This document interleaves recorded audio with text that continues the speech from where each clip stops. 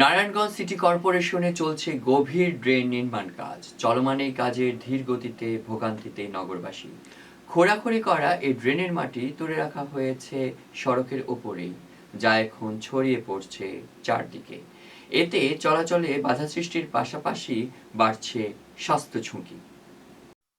জলাবদ্ধতা নিরসনে ২০২৪ সালের জুন ও আগস্টে নারায়ণগঞ্জে বিবি রোডের পূর্ব ও পশ্চিম পাশে শুরু হয় গভীর ড্রেন নির্মাণ কাজ, যেটি শেষ হওয়ার কথা ২০২৬ সালের ফেব্রুয়ারিতে।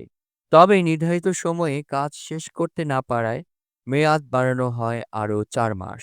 নগরীর মাত্র ৭ কিলোমিটার ড্রেন নির্মাণে দীর্ঘ সময় লাগায় বেড়েছে ভোগান্তি। এছাড়া সড়কের ওপর নির্মাণ সামগ্রী রাখায় অনেকাংশে ব্যবহার করা যাচ্ছে না, যাতে যানজট, ধুলাবালি আর বিশৃঙ্খলা পরিস্থিতিতে অতিষ্ঠ হয়ে উঠেছে নগরবাসী। পথচারীরা জানান, অতিরিক্ত ধুলা উড়িয়ে কাজ করার কারণে পথচারীদের চলাচলে সমস্যা হচ্ছে। অনেকের শ্বাসকষ্টের সমস্যা হচ্ছে।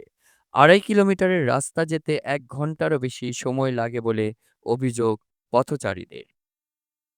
নগরীর মূল সড়কে ড্রেন নির্মাণ করায় পুরোপুরি সড়ক বন্ধ করে কাজ করা সম্ভব হচ্ছে না।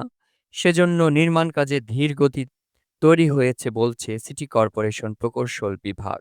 আর ভোগান্তি লাঘবে দ্রুত নির্মাণ কাজ শেষ করার আশ্বাস সিটি কর্পোরেশন।